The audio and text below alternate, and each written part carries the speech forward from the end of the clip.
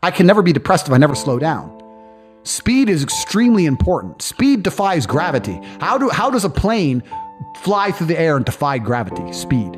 It's moving too fast to fall. If you're always attacking life, if you're always doing things, if you're always making more money, if you're always traveling the world, doing this, doing that, new car, here, there, new podcast, meeting James English, boom, boom, boom. If you're always doing things all the time, unhappiness can't catch you. But I also know that speed is a fantastic way to be happy all the time. I'm always looking forward to something. I wake up every day excited. I'll go do this today. I'll go do this today. I'll go do this today. And I very much live my life in a frame of, not I have to do this. It's very much a I get to do this. There's another thing that a lot of people make a mistake with when I talk to them, like, I have to go to work today. Change your language. I get to go to work today.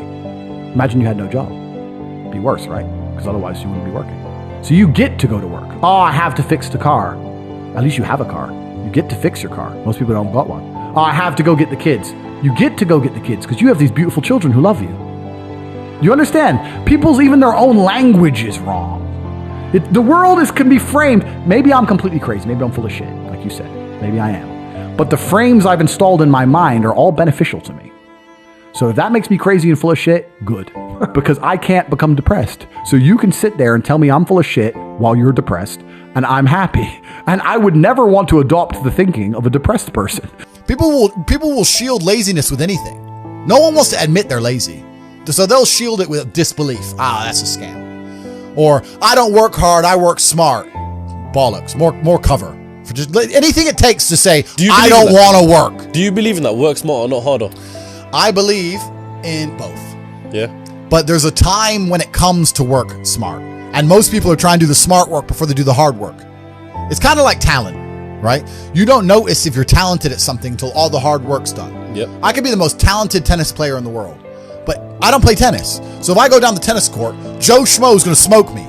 I don't get to see my talent until I've worked so hard that I'm in the top 1%, and now I'm beating them because I have some God-given gift. Yeah. You understand? Yeah. You have to do the hard work first. If there's no hard work, there's no smart work.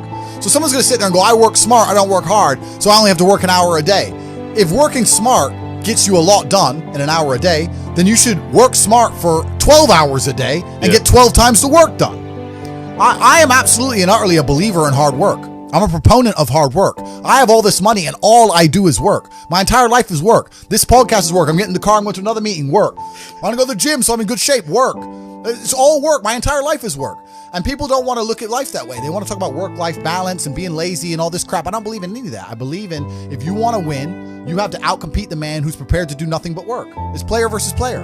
If you're going to sit there and go, I don't want to work more than an hour a day, well, the guy who does want to work more than an hour a day is going to beat you. And no matter how smart you are, there's always a smart dude who's doing the same smart work you are for more hours than you're doing it. That's just the nature of the game.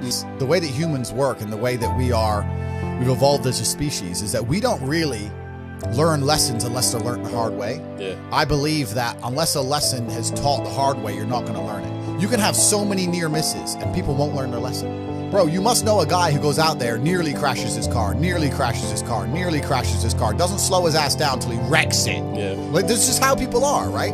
So you need that pain for the lesson to sting enough to really genuinely go inside of your mind. And it's the same with everything. It's the same with driving a car or business. Truthfully, if you want to learn a lesson about business, you're going to have to suffer at some point, right? So we always say that most people are not successful with their first companies, X, Y, Z, blah, blah, blah. I get that. The truth is, there's a lot of people who make a lot of money with their first company, but they just spunk it, act an idiot, and it all blows up in their face. And that's how you get the discipline on your fourth company, that when you have $3 million in the bank, you just leave it there. You know, and don't be done with it. So you need to go through some pain. You need to experience some negative things. You need to have to a degree some trauma to really even learn any lessons. So yeah, business studies, you're right. The book, that's not going to teach you anything about business. You need to get out there on the streets. You need to make mistakes. You need to suffer. You need to have the tax man knocking at your door. You got to deal with all that stuff so that you make sure it doesn't happen again. I really think that humans are stupid enough to only learn the hard way.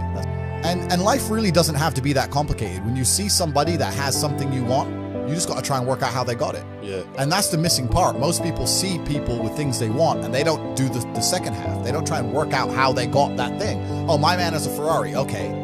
I wish I had a Ferrari. Okay. They don't sit there and go for an hour, how did he get a Ferrari? It doesn't cross that part is the part they don't want to do, right? They just go, oh, he has a Ferrari, wish I had a Ferrari, and they go back to TV. Yeah. And that's why they lose. It's player versus player out here, man. It's on the street. It's not easy. For every dollar you make, for every pound you take, you took it from someone else. You don't make money, you take money. People don't understand the way that money works. You're not the Federal Reserve. You can't create money from thin air. Every single pound in your bank is money you took from someone else. And when I say take, I don't mean it in a negative way. You might have convinced them to give it to you. You might have a coffee shop. I'll give you a nice coffee. You'll give me some money. Cool. But you still took his money, right? So if you're out here trying to take stuff from other people, don't you want to have a team? You want to do it by yourself? You want to be Rambo?